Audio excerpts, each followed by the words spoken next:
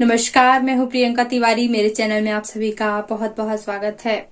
आज के इस वीडियो में मैं आपको रामचंद्र जी की माता सीता की षोडशोपचार विधि से पूजा विधि करके दिखाने वाली हूँ।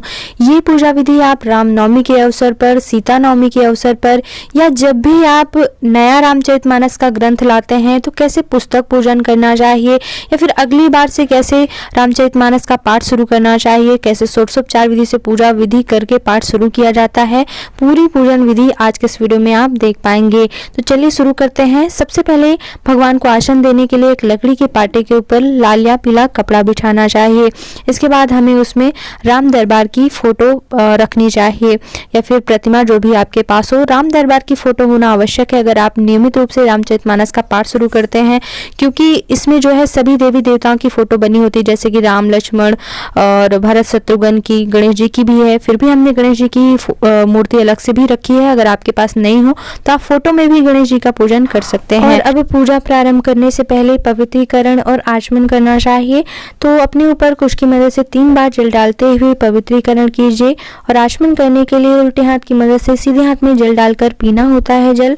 तो श्री सीतारामाभ्याम नमः, श्री रामचंद्राय नमः, श्री रामभद्राय नमः। और चौथी बार आप हाथ धो लीजिए, हाथों को अच्छी तरह से पोंछ लीजिए।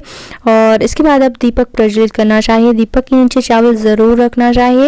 वैसे तो कलश स्थापना वगैरह करनी चाहिए, लेकिन हमारे पास समय की कमी रहती है, इसलिए हमने दीपक ही प्रज्वलित कर लिया है। आप भी अगर कलश स्थापना ना कर पाए तो दीप देवता हमारे सभी कर्मों के साक्षी होते हैं, दीप प्रज्वलित जरूर करना चाहिए। दीप नारायणाय नमः बोलते हुए दीप प्रज्वलित कीजिए। और अब हमें संकल्प विधि करनी है। हाथ में चावल, फूल, कुशा, थोड़ा सा जल डाल लें, थोड़ा सा दक्षिणा डाल लें, और इसके बाद संकल्प में बोलना है।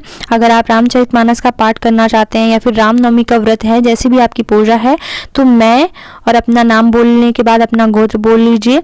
इस मनोकामना की पूर्ति के लिए रामचरितमानस का पाठ करने का संकल्प लेती हूँ, या फिर रामनवमी व्रत करने का, पूजन करने का संकल्प लेती हूँ। इस प्रकार से बोलते हुए चावल, फूल, कुशा भगवान के पास छोड़ दीजिए। कुशा वापस उठा सकते हैं पूजा के लिए। और अब हमें भगवान का ध्यान करना चाहिए। तो अगर आपकी मूर्ति या फोटो पुरानी है तब आप भगवान का केवल ध्यान करें, और अगर आप नई मूर्ति या फोटो लेके आए हैं तब आपको भगवान का आवाहन करना चाहिए, यानी उनको बुलाना चाहिए। तो श्री गणेश के आवाहन के लिए आपको बोलना चाहिए कि हे श्री गणेश, कृपया करके मूर्ति में विराजित हों, मैं आपका आवाहन करती हूँ और हमारी पूजा विधि स्वीकार करें। ध्यान के लिए बोले ओम गंगणपतये नमो नमः, ऐसा बोलते हुए चावल फूल श्री गणेश के पास छोड़ दें। इसी तरह श्री रामचंद्र जी और माता सीता का आवाहन करना चाहिए कि हे श्री रामचंद्र जी, हे सीता माता, हे राम दरबार के सभी जनों, मैं आपका आवाहन करती हूँ, कृपया करके इस प्रतिमा में विराजित हों और हमारी पूजा विधि स्वीकार करें। इस प्रकार से ओम दीप नारायणाय नमो नमः बोलते हुए दीप नारायण भगवान का भी ध्यान करना चाहिए, और ओम श्री सीतारामाभ्याम नमः बोलते हुए श्री रामचंद्र जी का ध्यान करना चाहिए। इसके बाद भगवान को आसन दिया जाता है। भगवान को बुलाने के बाद तो आप फूलों का या फिर पान के पत्तों का आसन दे सकते हैं भगवान के लिए। इसके बाद भगवान के चरण धोए जाते हैं। तो सबसे पहले भगवान श्री गणेश के पूजन के लिए उन्हें कुश की मदद से चरण धोने की भावना कीजिए, जल अर्पित कीजिए। इसके बाद भगवान को अर्घ्य प्रदान किया जाता है, और आचमन कराने के बाद स्नान के लिए जल अर्पित किया जाता है। तो इसी प्रकार से 4 बार क्रम में आप भगवान श्री गणेश को जल अर्पित करें, और इसके बाद आप श्री रामचंद्र जी के पूजन के लिए उनके भी चरण धोने की भावना करके आप जल अर्पित कर सकते हैं। जैसा कि आप स्क्रीन पे देख पा रहे हैं, मैं चरण धो रही हूँ, इस प्रकार से आप भी दोनों हाथों से चरण धोने की भावना कर सकते हैं। इसके बाद उन्हें अर्घ्य प्रदान करना चाहिए, और आचमन कराने के बाद जो है स्नान के लिए जल अर्पित करना चाहिए। तो ओम श्री सीतारामाभ्याम नमः बोलते हुए आप पूरा पूजन कर सकते हैं, और सभी देवी देवताओं को जो भी प्रतिमा में बने हैं उन्हें भी जल अर्पित जरूर कीजिएगा। और स्नान कराने के बाद आप भगवान की प्रतिमा को अच्छे प्रकार से पोंछ सकते हैं। इसके बाद वस्त्र, उपवस्त्र और यज्ञोपवीत अर्पित किया जाता है। तो यहाँ पर हमने भगवान श्री गणेश को वस्त्र की भावना करके मौली धागा अर्पित किया है, और यज्ञोपवीत यानी कि जनेऊ अर्पित किया है।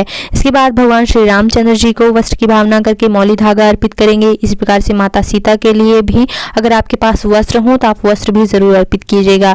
यहाँ पर हमने यज्ञोपवीत यानी कि जनेऊ अर्पित किया है भगवान श्री रामचंद्र जी को। साथ ही साथ दीप सत्यनारायण भगवान का भी पूजन करते चलना है, उन्हें भी जल अर्पित करें। और साथ ही साथ रामचरितमानस के ग्रंथ की भी पूजा करनी है तो उन्हें भी जल अर्पित कर दें, थोड़ा सा पवित्र कर दें। और इसके बाद सभी देवी देवताओं को हम तिलक करेंगे, तो हल्दी लगाएंगे, कुमकुम लगाएंगे, साथ ही साथ पुस्तक पूजन भी करते चलना है। तो श्री गणेश को सिंदूर भी पसंद होता है तो उन्हें सिंदूर लगाएं, माता सीता को सिंदूर लगाएं। ग्रंथ पूजन भी इसी तरह से करते चलना है। और इसके बाद पुष्प अर्पित करेंगे। भगवान श्री गणेश के बाद जो है श्री रामचंद्र जी माता सीता को पुष्प अर्पित करेंगे। ग्रंथ पूजन भी इसी तरह से करते चलना है। और अक्षत अर्पित करेंगे भगवान श्री गणेश के बाद श्री रामचंद्र जी माता सीता को। तुलसी अर्पित करना भूल गए थे तो श्री रामचंद्र जी को हम तुलसी अर्पित करेंगे। माता सीता को आप श्रृंगार सामग्री अवश्य ही अर्पित करें, इससे आपके सौभाग्य में वृद्धि होती है। और इसके बाद हमें धूप दीप करना चाहिए, तो धूप बत्ती जला सकते हैं आप, और प्रत्यक्ष दीपक जलाकर दीप कर सकते हैं, फिर चावल से भी आप दीप कर सकते हैं। तो भगवान श्री गणेश के बाद श्री रामचंद्र जी माता सीता, इस प्रकार से सभी देवी देवताओं का पूजन करते चलना है। धूप दीप करने के बाद नैवेद्य अर्पित करना चाहिए। तो भगवान श्री गणेश को हमने नैवेद्य अलग से इसलिए अर्पित किया है क्योंकि उनके नैवेद्य में जो है तुलसी नहीं चढ़ती है, तो श्री रामचंद्र जी के नैवेद्य में हमने तुलसी अर्पित किया है। जो भी आपके पास फल मिठाई हो वो आप नैवेद्य के रूप में अर्पित कर सकते हैं। और भोग लगाने के बाद जो है भोग में कुश की मदद से जल जरूर फेरना चाहिए। और नैवेद्य अर्पित करने के बाद भगवान को 5 सुपारी, हल्दी, लौंग, दक्षिणा इत्यादि अर्पित करना चाहिए। तो सबसे पहले भगवान श्री गणेश को और इसके बाद श्री रामचंद्र जी को 5 सुपारी, दक्षिणा इत्यादि अर्पित करना चाहिए। और इसके बाद ग्रंथ वाचन करना चाहिए। अगर आप राम रक्षा स्तोत्र पढ़ना चाहते हैं या रामचरितमानस का पाठ शुरू करना चाहते हैं तो आप इन पूजा विधियों के बाद शुरू कर सकते हैं। तो अगर आप रामनवमी का व्रत हैं तो आपको भय प्रकट कृपाला, दीन दयाला, कौशल्या हितकारी, इन चौपाइयों का वाचन यानी कि पाठ जरूर करना चाहिए। और अगर आप रामचरितमानस पाठ करना चाहते हैं तो जैसा कि शुरू से वंदना इत्यादि लिखी होती है तो आप कर सकते हैं। पाठ करने के बाद जो है हवन की तैयारी करना चाहिए। अग्नि प्रज्वलित करने के बाद जल घुमाते हुए अग्निदेव का पूजन करना चाहिए। तो सबसे पहले गंध, अक्षत, चंदन, पुष्प इत्यादि से अग्निदेव का पूजन करें और हवन सामग्री में घी अवश्य मिला लें और इसके बाद आहुतियाँ करें। तो सबसे पहले भगवान श्री गणेश के लिए ओम श्री गणेशाय स्वाहा, ओम गौरियाय स्वाहा, ओम श्री सीतारामाभ्याम स्वाहा और ओम शिवाय स्वाहा, इस प्रकार से आप आहुतियाँ दे सकते हैं। नवग्रहों की भी आप आहुतियाँ दे सकते हैं।